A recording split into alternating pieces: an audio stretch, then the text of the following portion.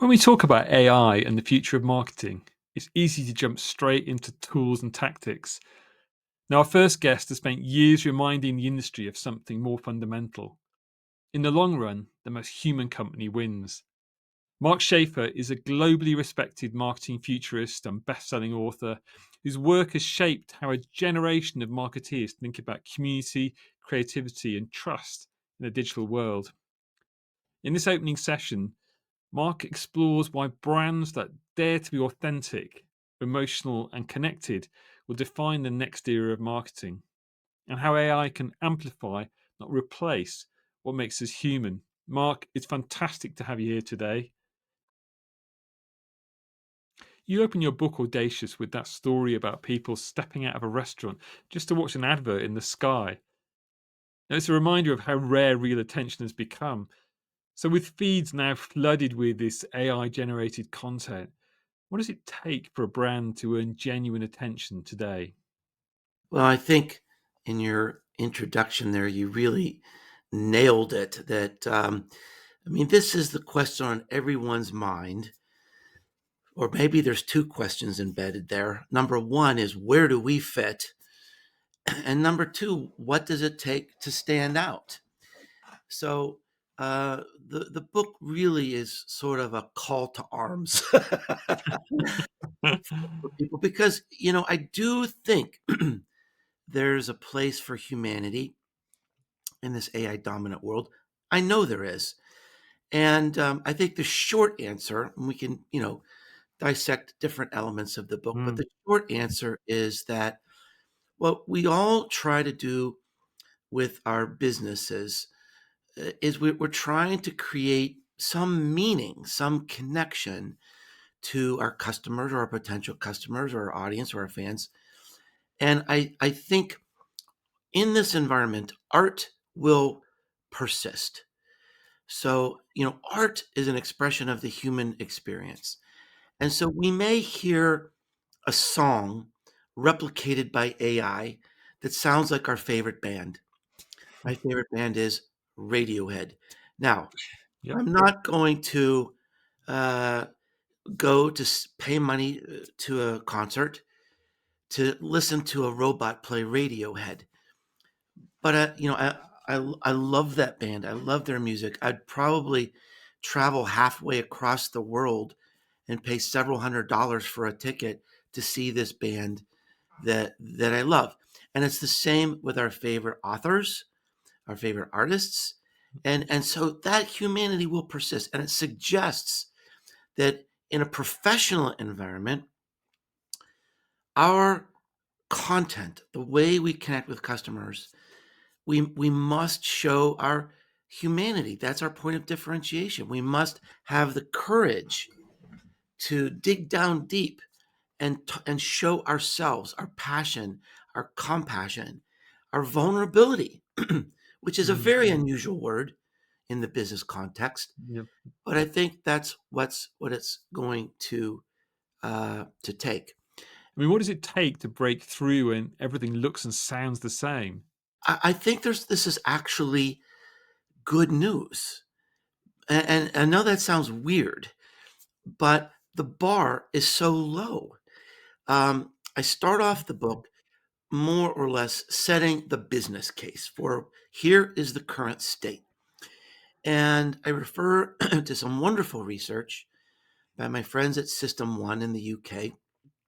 And they put 60,000 marketing and advertising campaigns through a panel of real humans. And the numbers ended up something like for two-thirds of our corporate messaging, it either has no emotional resonance whatsoever or people were disgusted by it. Now, if there was a Incredible. CEO in charge of the global advertising and marketing industry, they'd be fired because it's terrible results. And if you look at most industries, it's just boring. It's this pandemic of dull. There's this Mm, expectation of bland. And there's a country club of boring in many industries that we're boring because everybody else is boring. We don't really want to rock the ship. We're afraid to do something new or different.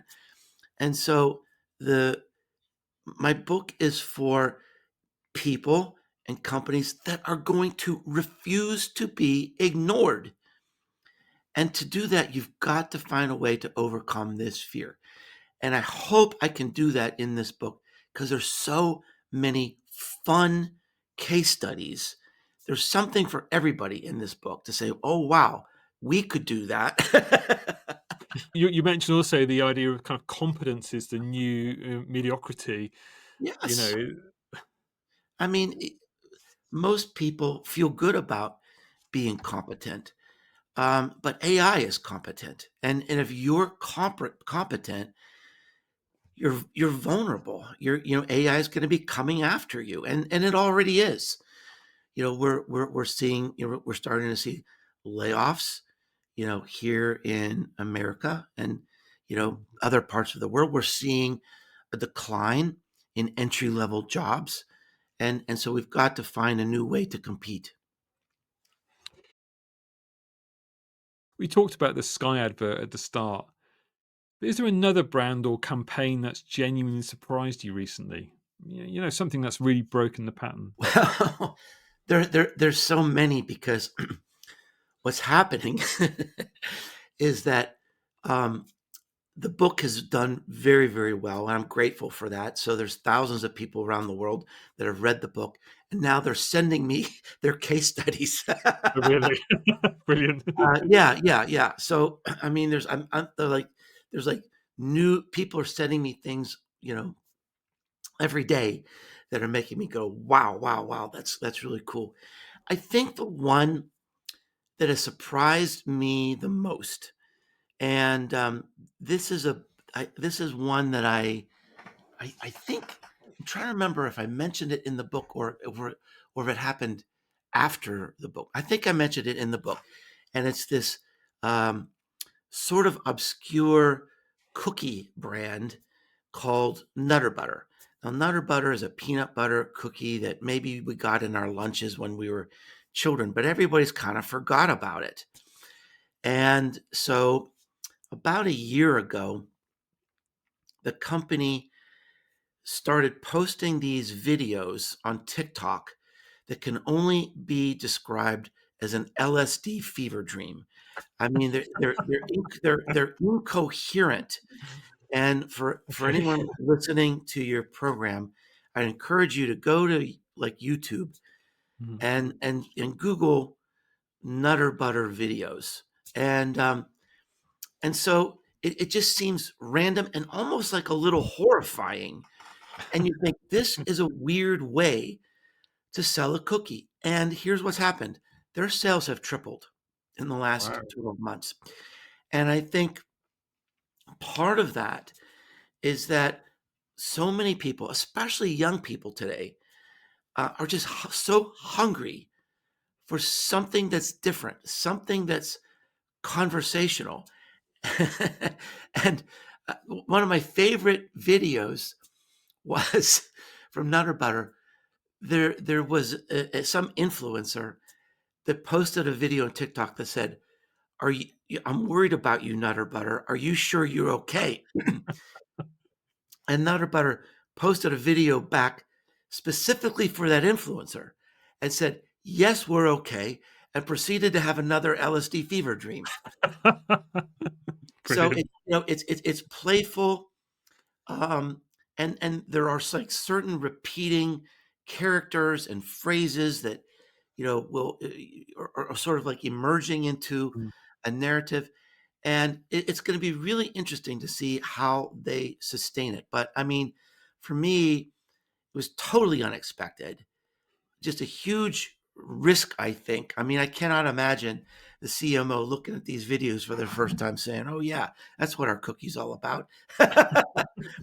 But in a way, I mean, they're like they don't have any meaning. They have nothing to lose. So I mean, could Oreo pull that off? No. Mm. No. But look, if you're number 6 Mm. and nobody really cares, and you've got an opportunity to reconnect with young people who love those cookies anyway, why not go for it? That ties neatly into something else in Audacious, your idea of awe. You describe awe as one of the most overlooked opportunities in marketing, those small emotional moments that stop people scrolling. So, like for everyday brands without big budgets or flashy campaigns, what does everyday awe look like for them? Well, I want to emphasize that I paid special attention to the case studies I used in the book, that there is something for everyone.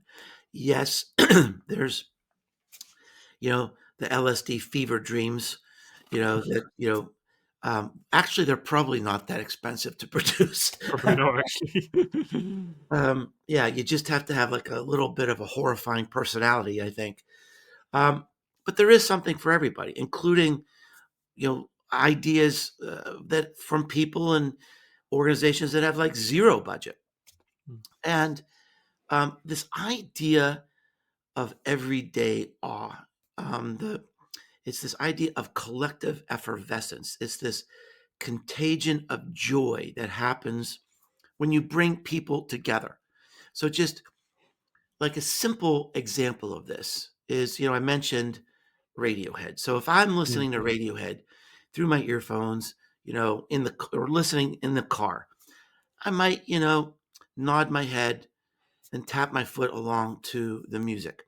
But if I'm at a concert with my friends, we're going to be singing out loud and dancing and just, probably embracing each other.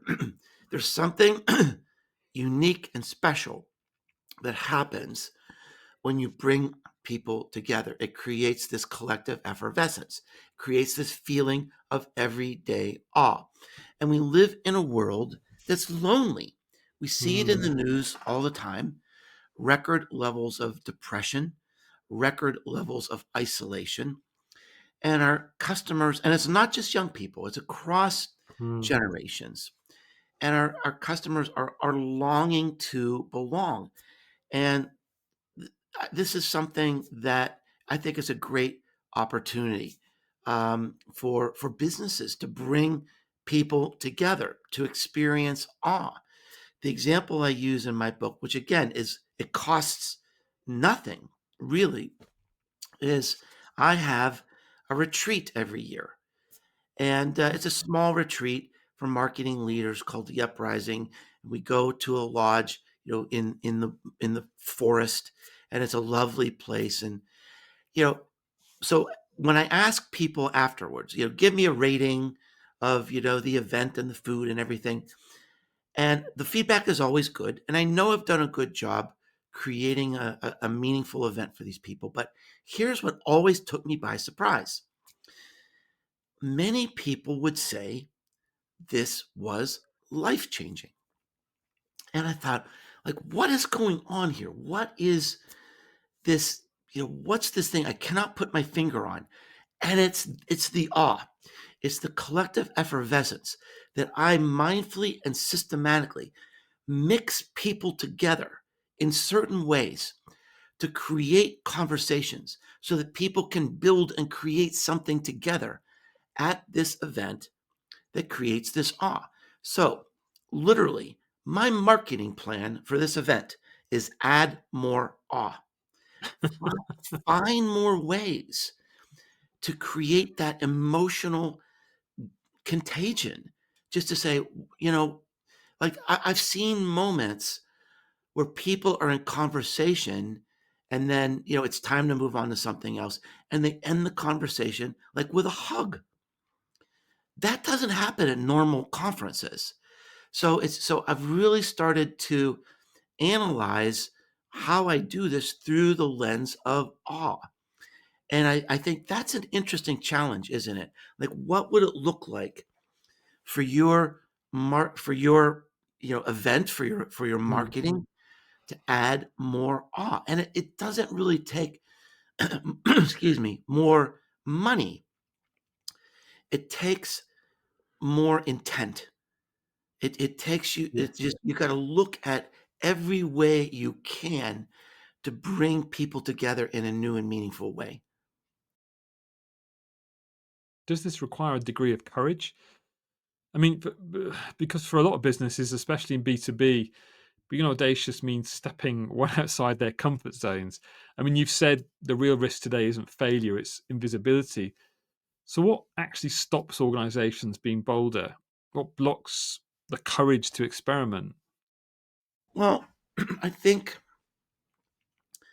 some companies have a good reason to be conservative because they're in a regulated industry and maybe they're limited in what they can do. I still think there's more that they can do that it's more a function of fear. And I think that's the way it is with most companies is that we create something boring, even though in our hearts we want to do more and we want to experiment. But we know boring can get approved by the legal department. So we just take the easy way out. Or we know boring, being competent is good enough to keep our job or to keep our customer. But I mean, that is going to catch up to us. It really is. And I think the main reason is fear. And also, I think another reason is often some of these new ideas are harder to measure. Mm, So look, I'm a measurement person. I love measuring and dashboards, and I believe in that. But we also live in a world where the expectation is cultural relevance, especially on something like TikTok. I mean, TikTok has become such a phenomenon. yeah. It's become such a source of culture. It's become a tastemaker. And to be relevant on TikTok, you have about a day. Yes. And all you can do is react. You basically have 24 hours to react to whatever's going on there, and then it's over. So that does not lend itself to campaigns. That does not lend itself to reflection and assessment. But that doesn't mean you shouldn't do it. And my recommendation is look, a lot of companies have built their brands and built their reputation in a very solid way. Mm. And maybe it's easy to measure. But take 10% of your budget and experiment and think through, if we try this thing on TikTok, or if let's say we had an experiential event that might be hard to measure. Or what if we tried something around word of mouth marketing, which is one of my biggest frustrations because we know it works. We Yes. know it's the most trusted, purest, most unadulterated form of marketing that is completely untouched by AI. And yet, I've never worked with a company, and I've worked with a lot, that have had a line item in their marketing budget for word of mouth marketing. Why not? So try, just experiment and sort of think through, well, if this works, this is what we think would happen. And then if that happens, double down, try a little more. I mean, do you find many companies don't even have a small experimental budget? No, and so this really started with me, this whole frustration. I wrote a book in 2019 called Marketing Rebellion. And this has been, a beloved book. It's been my best-selling book. And it was a wake-up call. And in a way, it set the stage for everything else I've been writing since then. Because what I was experiencing is I'm going around the world and I'm meeting chief marketing officers and marketing teams from big companies and small companies and universities and nonprofits. And they're all saying, marketing, it just doesn't work like it used to. And the reason is because they just keep doing the same thing year after year after year.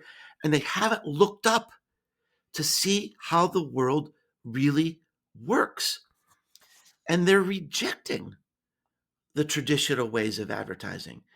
They don't want to be intercepted. They don't want to be interrupted.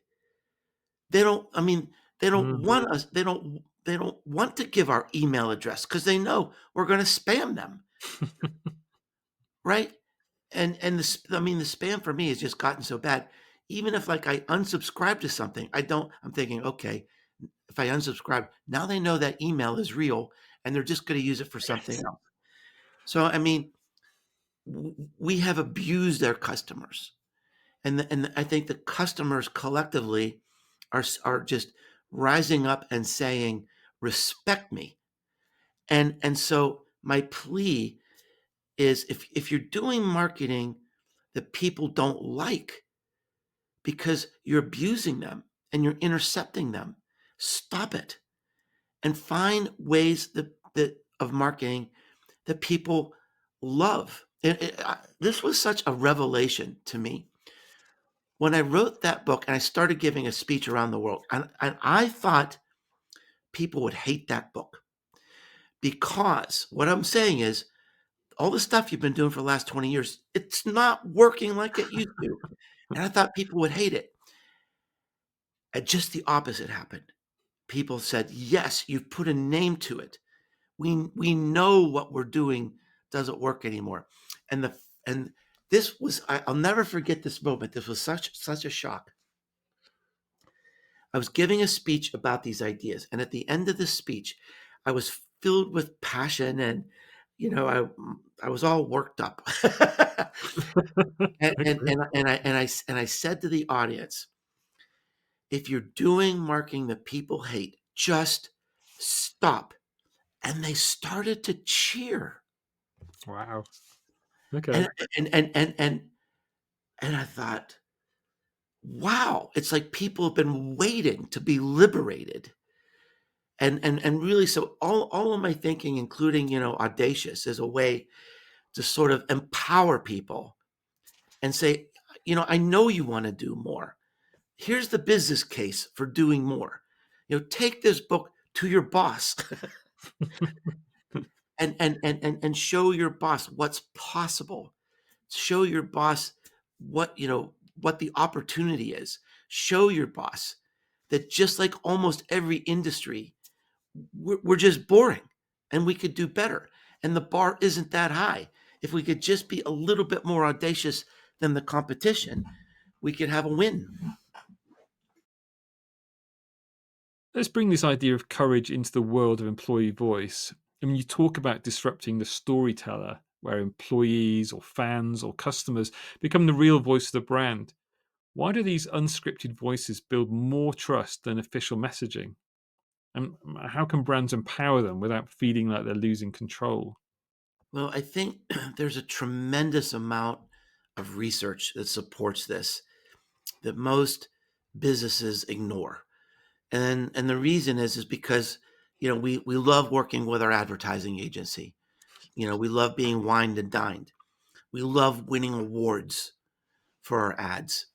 And if you look at some of the stuff I'm talking about, like word of mouth marketing, all right, there's no trophy for that, right?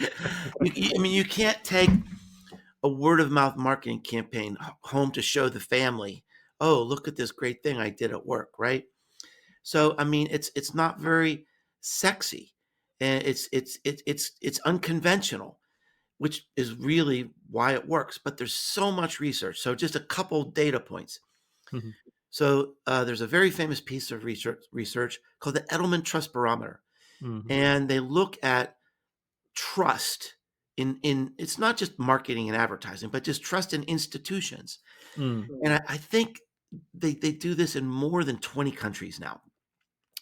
And what they've shown is that trust in businesses, brands, and advertising has declined 15 years in a row. But people trust other people. We Yep. trust each other. We trust business executives. We trust human beings. We trust technical experts. We trust employees of the company because they're our neighbors. And so another data point. There was a very famous study that was done by Nielsen Mm. that showed that 92% of adults trust uh, a recommendation from a human, Yep. I know that one. even if it's a stranger, even if it's just a testimony or a review. we trust 92% trust that more than our marketing and advertising. So it suggests that the successful marketing mindset has to be doing something so interesting, so worthy, so conversational that people will take the story for us. We can write the script, but then hand the mic to other people because that's what people trust. And there's this one of the most important studies I think ever was this 10-year study done by McKinsey Mm. where they looked at 200,000 customer journeys and they found that two-thirds of our sales is occurring without us. They haven't seen an ad, they haven't interacted with our marketing. There's no branded content. They bought it because they got a recommendation from a human or they saw something on social media that people posted. And again, it demands that we change our view where instead of us holding the megaphone shouting about how great we are, that we create something so interesting that other people will talk about it. And again, this is something I first wrote about in 2019 in Marketing Rebellion. And so I guess it's a long-winded way to answer your question. I think companies and leaders, when they read it, they understand it, but are they really changing their cultures? It is so hard. It is really, really hard. There are changes. I mean, I'm seeing people that have taken my books and said, this is the way we're going to do it. This is what we're going to do now. But it's really hard to change, especially if you're a big global company where, you've got these obligations to big advertising companies Mhm. that, all they know to do is advertise. I mean, one thing I loved in Audacious is your push to measure meaning rather than just numbers. You proposed the Audacity Index as a way to measure resonance, not just reach. Do you see any brands doing this well? Being genuinely audacious, human, and trusted? I mean, well, what are they measuring differently? Well, I am a little proud of that um, because it is sort of a soft thing, right? It is Mm. sort of a woo woo kind of measure. Um, but I came up with this index, and it's relative, not absolute, because I recognize what's audacious for a law firm may be very different for someone that sells Mm, pizza. mm, But anybody can use this index. And so I came up with this idea and I ran it by a couple like big agencies in New York because I thought, well, look, let's let's see if this is realistic, if this is relevant to people who are in the trenches, trying to be audacious, trying to get their customers to be audacious. And they looked at what I had done and they, had a few suggestions to tweak it a little bit. They said, "Yeah, this is pretty good. I think we can use this with our customers." So it's just a framework to encourage people just to take a step forward, just to experiment. It's really like, okay, did we try something different this month, or did we read the book, try one thing, and then go back into the country club of dull? Um, and I think having, I had the great, honor in my life of studying under Peter Drucker for a few years, and one of his favorite famous sayings was you can't manage it if you can't measure it. mm. And so this is a way to sort of have a scorecard of are we trying? Are we trying? Are we taking a step forward? And it maybe can impact that culture that you and I talked about. So we'll see. I hope it works. I mean, for people who haven't seen the index, What kind of things might they measure? Is it simply tracking those small experiments or trying something new each month? Yeah. So I mean, there's 5 different factors, and it could be just and the reason why it's applicable to everybody is because it's like, okay, we're going to try this thing. How much, on our scale, how much of this was a risk for our culture, right? So if you're an ad agency in New York, relatively speaking, that might be much different than if you're, a law firm, in some small town in Yeah, the middle of the country absolutely. or something like that. So it's something that everybody can use, but it's kind of like self-policing. Are we trying? Are we taking a risk? Did it work out like we thought? What kind of an impact did it have?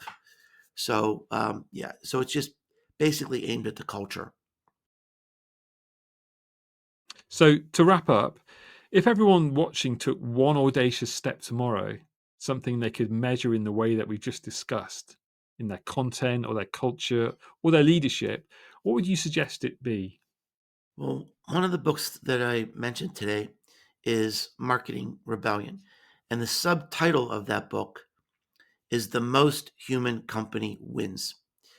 And I think that's a good starting point, is to think about how can we be the most human company in our industry? And actually, I mean, that might be a combination of a real person and AI. There could be things that AI can help us with Mm.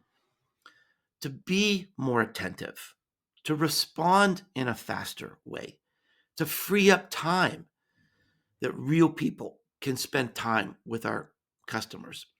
But think about, how do we show up as a person in every customer touch point? How do we show our smiles, our hearts, our passion for what we do in every email, in every complaint, in every negotiation, in every visit to our store? And how do we double down on that? I think that's the type of marketing people love, not the type of marketing that people hate. So double down on showing up as a real person who cares.